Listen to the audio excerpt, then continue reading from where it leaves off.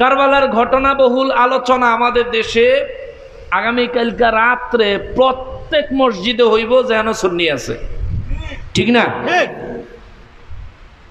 সেখান থেকে ঘটনা শুনবেন, পুরা ঘটনা শুনবেন, ইমান তাজা করবেন। আমারে যখন এত কষ্ট করে দূরের থেকে আনছেন, তাইলে আমরা যে সঠিক এটার উপরে কিছু কোরআন হাদিস দিয়ে যাই। দলিলের চাইতে বড় কোনো অস্ত্র হতে পারে না। এই অস্ত্র পকেটে রাখেন, এই অস্ত্র পকেটে রাখেন। বুনিয়াতুত তালিবিন বাংলা আছে, বাংলাও আছে। বাংলাটার মধ্যেও আশুরের ফজিলত অধ্যায় আছে, অধ্যায় গেলে পায়ে নেবেন সাধারণ মানুষ যারা। তবে বাংলা অনুবাদ করার সময় দেখলাম আমার কাছে একটা আছে মিনা বুক হাউসের, ওই আরবি ইবারতের অনেক অর্থই তারা বাদ দিয়ে দিচ্ছে। আল্লাহ মনে হয় তারাই করছে, হেরা হেরা ইয়াজিদের বাগিনারা, বুঝছেন?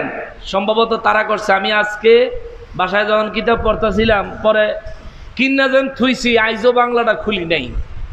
আজকে কইলাম বলে একটু মিলে দেখি ঠিক আছে নি, আনসাইয়া দেখি ও মা ফজিলতের কথা লেখা আছে 8টা, তে অনুবাদ করছে 3টা।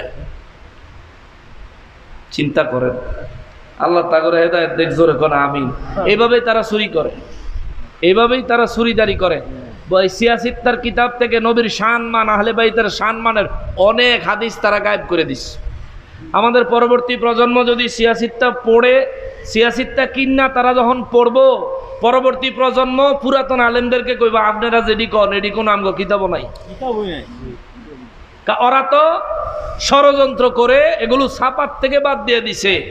এই জন্য পূর্বের আলেমদের কাছে অনেক কিতাব থাকার কারণে এই একটা সুবিধা হয়েছে। কিন্তু সুবিধা হইলে লাভ হবো কি?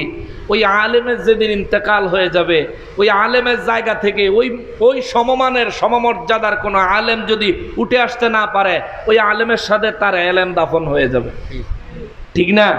এই জন্য আপনাদেরকে দলিলগুলো জাইনা রাখতে হবে। আশুরার দিনকে, এই জন্য আমি একটু দলিলের উপর কথা বলি। আমি সবসময় দলিলের উপর কথা বলি, এটা আমার অভ্যাস।